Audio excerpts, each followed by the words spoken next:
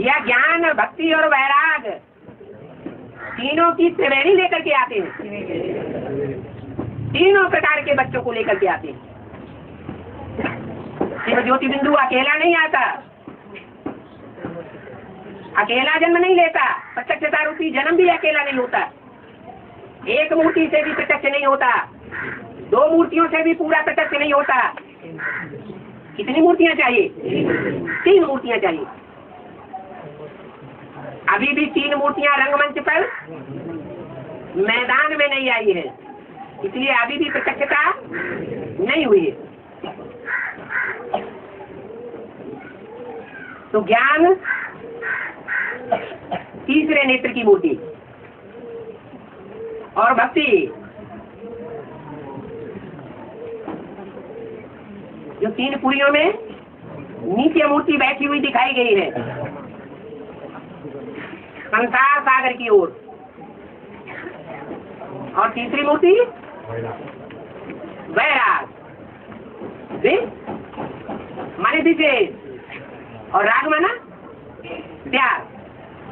साधारण प्यार नहीं है, कैसा है? विशेष प्यार है। तो साधारण प्यार क्या होता है और विशेष प्यार क्या होता है? जो साधारण रागी होते हैं, प्यार करने वाले होते हैं, वो सर्वसामान्य सर्वसाधारण प्यार करते हैं जो दुनिया करती है। और विशेष रूप में प्यार करने वाला होगा, विशेष रागी होगा, वो क्या करेगा? मेरा तो एक शिव बाबा, दूसरा न कोई।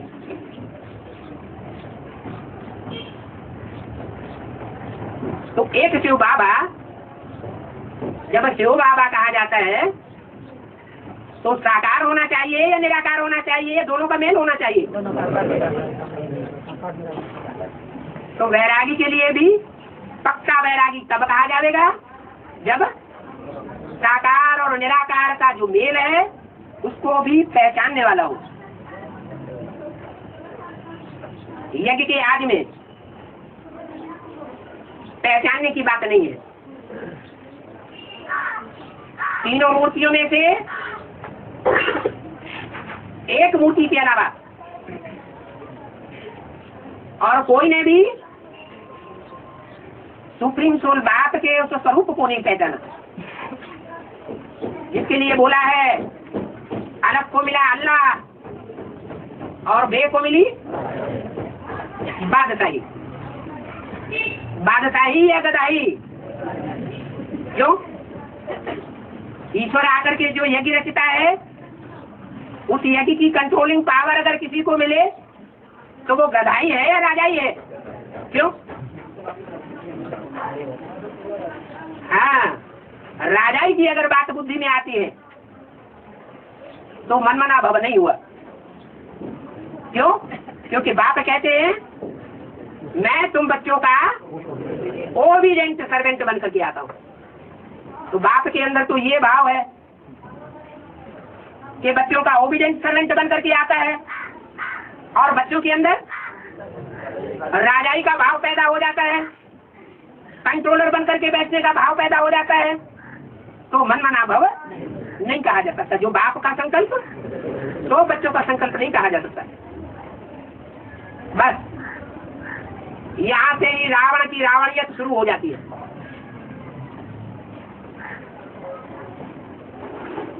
ज्ञान में आने के बाद, रुद्र ज्ञान यज्ञ का भांति बनने के बाद, अगर सेवा भाव अंदर से नहीं रहा और दूसरी आत्माओं को अपने कंट्रोल में रहने का, रखने का भाव रहा, तो जैसे कि रावण बन गए।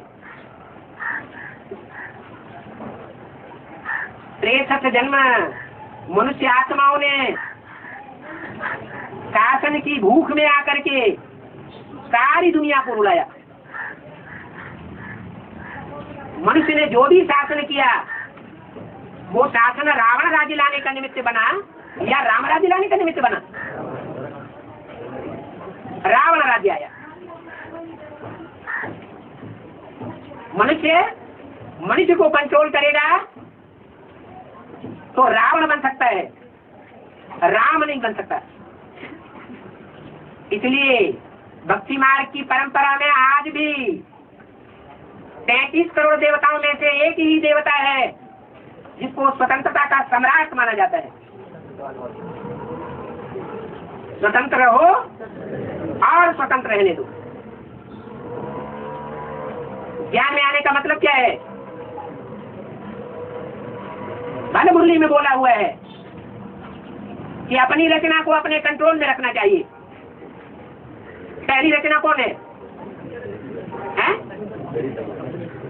पुरुष, कोई भी पुरुष आत्मा, कोई भी मनुष्य आत्मा है जो ज्ञान में चलती है, उसकी पहली रचना कौन हुई? स्त्री। हाँ, अपना शरीर ही अपनी रचना है। कोई संबंधी हमारी रचना नहीं है। रचयिता एक बात है, हम भी उसकी रचना है। हम किसी के ऊपर कंट्रोल करने वाले नहीं है। रचना को रचना से वर्षा नहीं मिलता। रचना को एक रचयिता बात से वर्षा मिल सकता है। तो रचयिता के कंट्रोल में सबको होना चाहिए। बाकी आत्माएं सब भाई भाई है। अगर कोई होशियार है, ज्ञान में, सेवा में तीखा है, धारणा में तीखा है, याद में भी तीखा है, एकाग्रता की पावर ज्यादा है, तो वो इन पावर्स को धारण करके दूसरों के ऊपर कंट्रोल न चलाए। कोशिश करे कि जो भी संगी साथी आत्माएं हैं वो आप समान बने। आप समान बनाने के बाद सिर्फ आप समान बनाने का पुरुषार्थ करना है। आप समान ही नहीं बना पाएंगे तो बाप समान कैसे बनाएंगे? आप समान जिन आत्माओं को बना लिया जाएगा वो आत्माएं बाप समान भी बन जाएंगी। बाप है सूर्य, तो बच्चों को भी क्या बनना है?